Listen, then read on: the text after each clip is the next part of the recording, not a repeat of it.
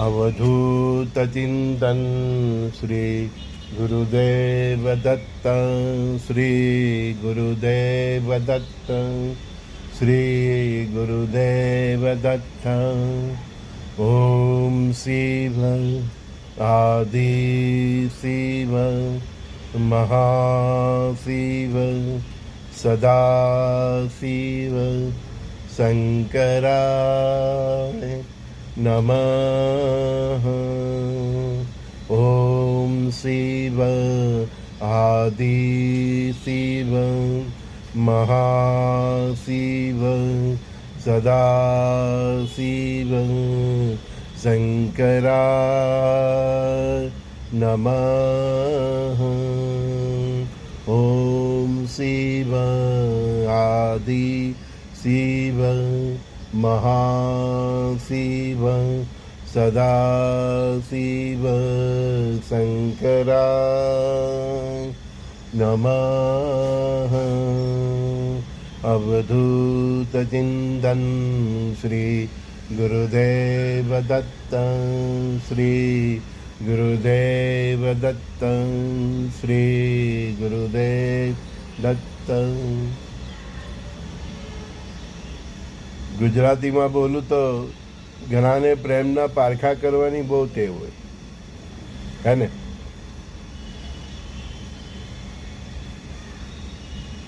They always taste their love, कि वो मुझे कितना लॉयल है, कितना वफादार है।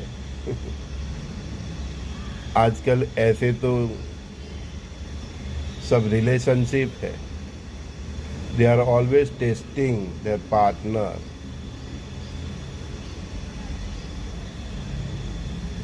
श्रद्धा का दूसरा नाम ही प्रेम है। जहाँ श्रद्धा है, प्रेम वहीं पे है। विश्वास तो बहुत दूर की बात है। प्रेम है तो विश्वास शब्द ही आता नहीं। अगर आपको भगवान पे प्रेम है, बस खत्म। श्रद्धा है, बस खत्म।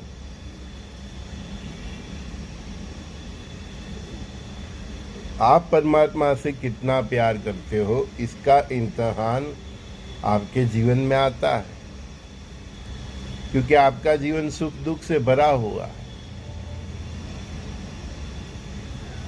तो दुख में आप कितना प्रेम करते रहते हो उसको, सुख में आप उसका कितना अपनी शुद्ध सात्विकता और चरित्रता को संभाल के कितना उसके प्रति अपनी लॉयलिटी सिद्ध करते हो।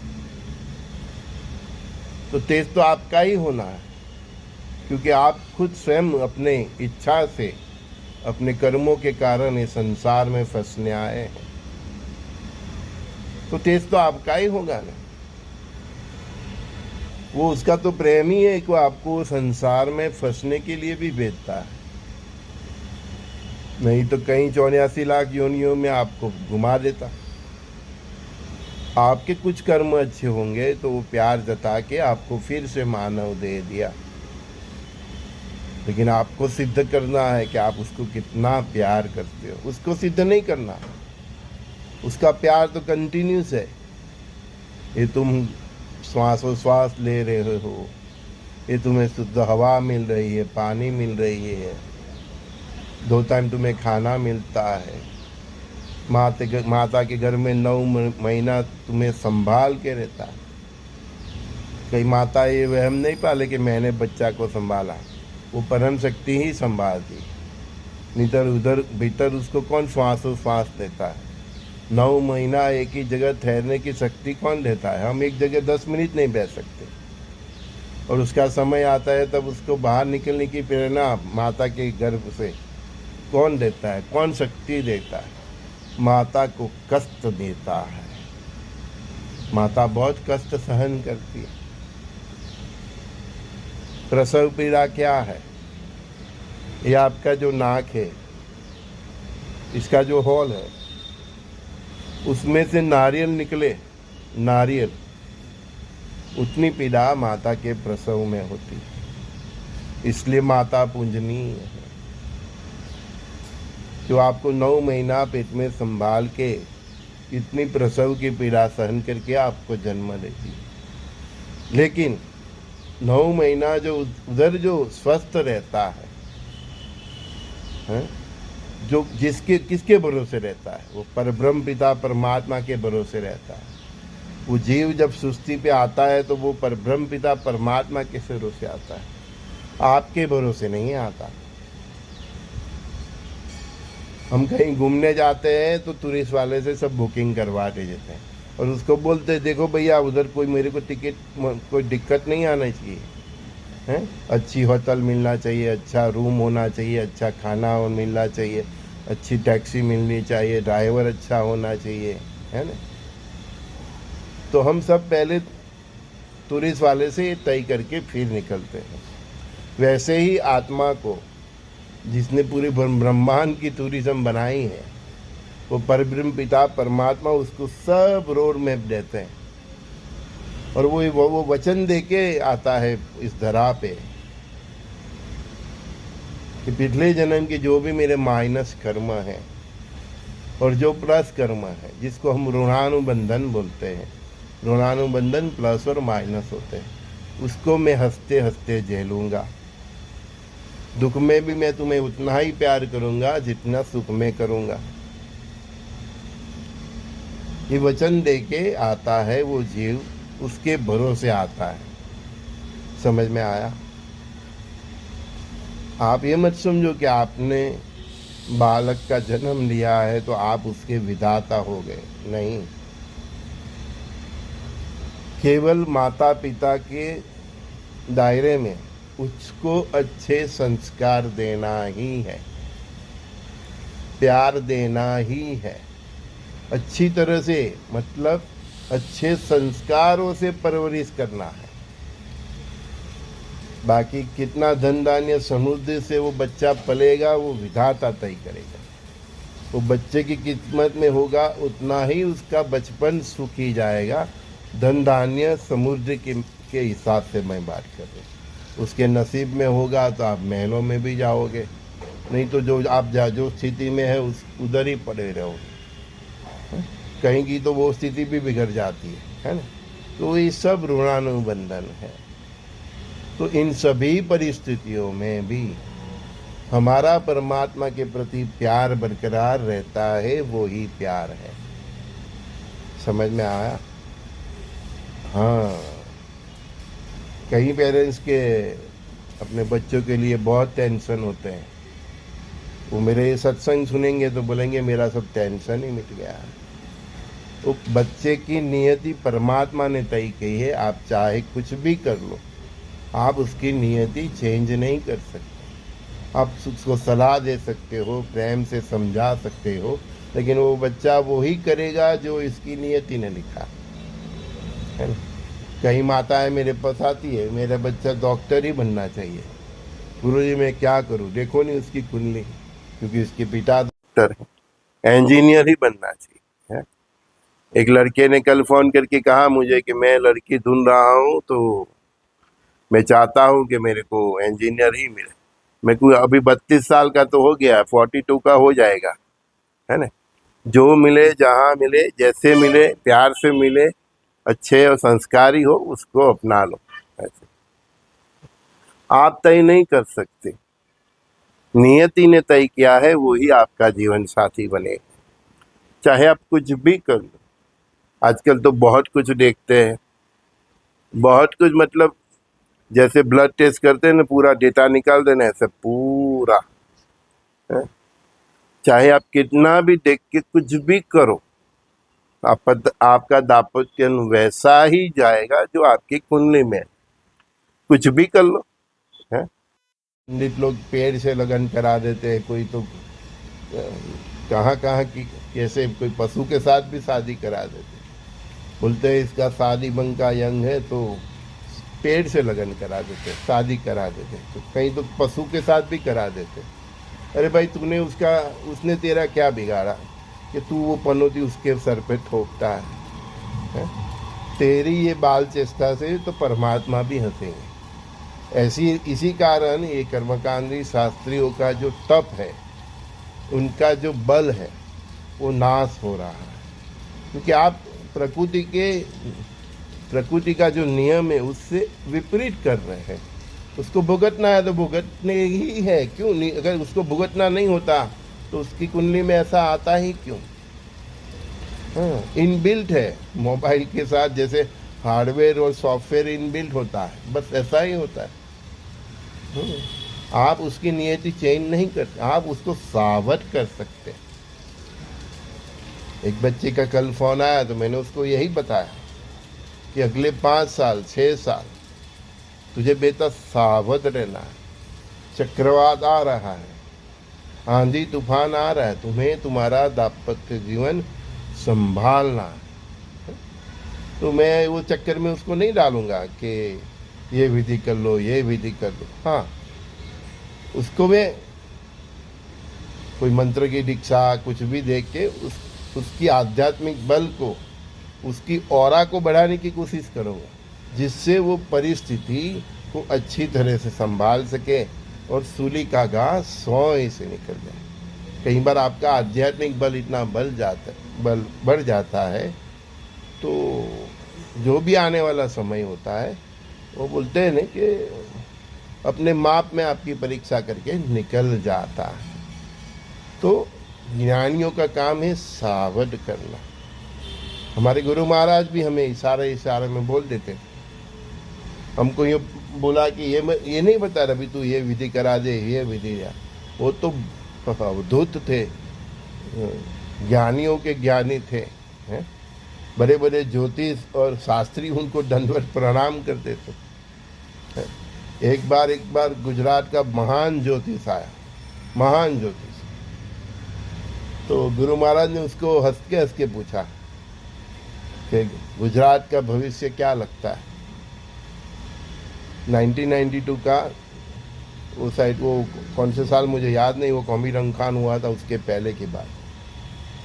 तो गुरु महाराज ने उसका ज्ञान चकासने, उसकी परीक्षा लेने तो उसको पूछा कि गुजरात का भविष्य क्या लिखा है। ये इतना बड़ा ज्योतिष, इतना बड़ा, गुजरात का नहीं पूरे मतलब इंडिया में उसको पहचान। उम्र भी उसकी उस टाइम शायद होगी 70-80 अप, वो महान ज्योतिष की। उसने क्या बोला कि गुरु महाराज गुजरात का भविष्य तो आपके हाथ में। इतना ज्ञानी, इतना पंडित, इतना महान ज्ञानी ज्योतिष बन गुरु महाराज को ये बोला कि गुरु महाराज गुजरात का भविष्य तो आपके हाथ में।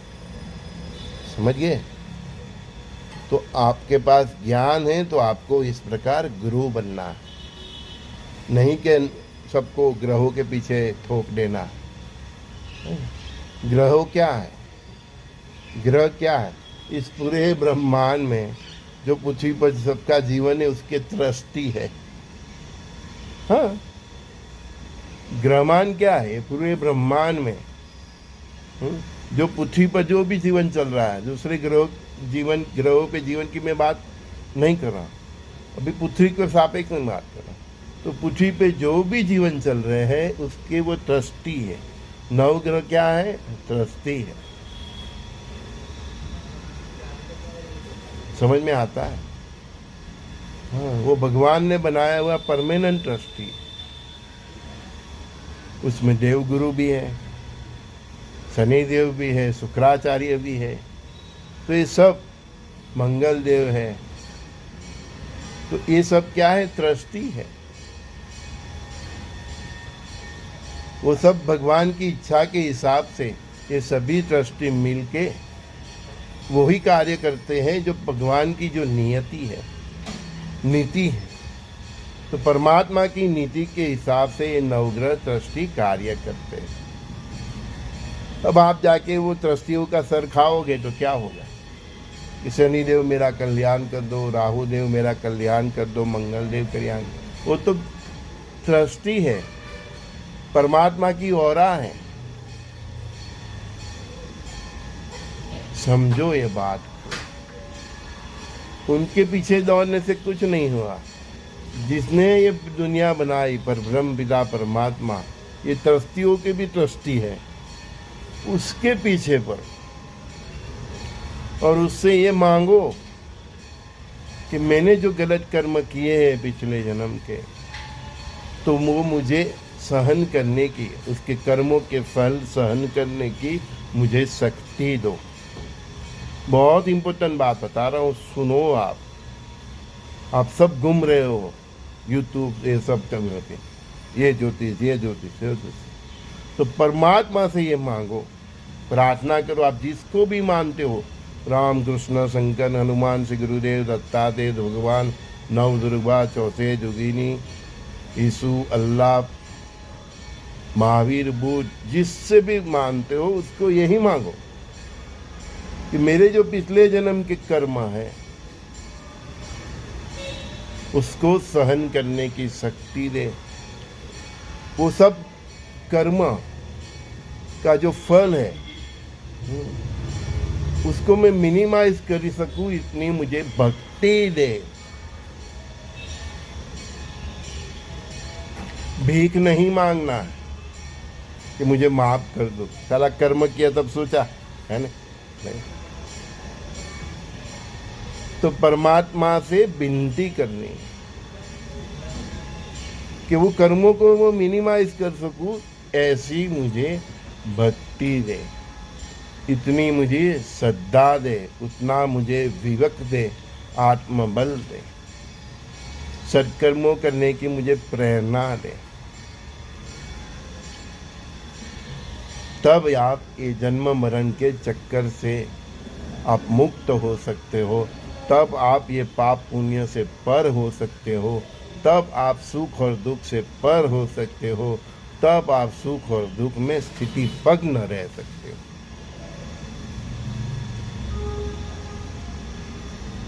अच्छा लगे तो अपने दोस्तों, माता पिता के साथ सबको शेयर करना, पास बैठ के सुनाना आज का ये सत्संग।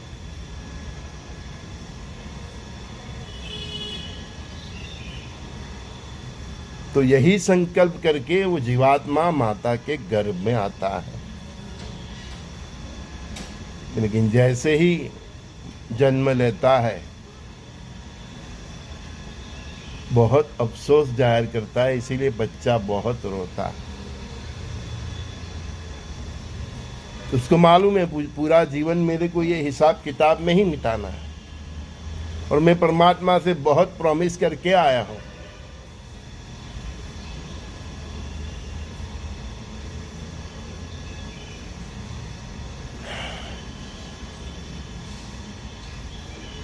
जो सच है बताया, समझना है तो समझ लो। भगवान ने, परमात्मा ने आपको एक माध्यम बनाया है, as a parents, as a brother, as a sister, as a friend, as a society. आपकी फर्ज है कि वो बच्चा अपने कर्मों के हिसाब से सुख दुख झेल के ये संसार सागर तर जाए, उसके लिए आप सबका उसको सहकार होना चाहिए। इसीलिए गुरु महाराज ने कहा परस्पर देवो भव।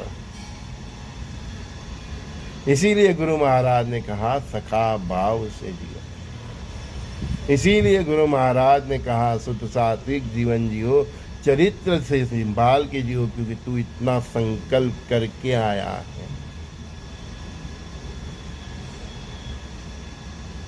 तू आया नहीं है, तुझे भेजा गया है। बहुत प्यार है परमात्मा को तुम पे, इसीलिए तुम्हें मानव सभ्यता में मनुष्य का जन्म दिया, नहीं तो तुम बाकी के 84 लाख योनियों में घूमते ही रहते हो। तो इस प्यार को तुम्हें नहीं भूलना है। इसीलिए गुरु महाराज ने बोला श्वासे श्वासे दत्त नाम स्मरण, क्योंकि हमें भूलना नहीं है कि हम क्या प्रॉमिस करके आए। प्रातःकाल के सत्संग में संजय दस्ती का सभी दोस्तों को बहुत बहुत प्यार। श्री गुरुदेव दत्त।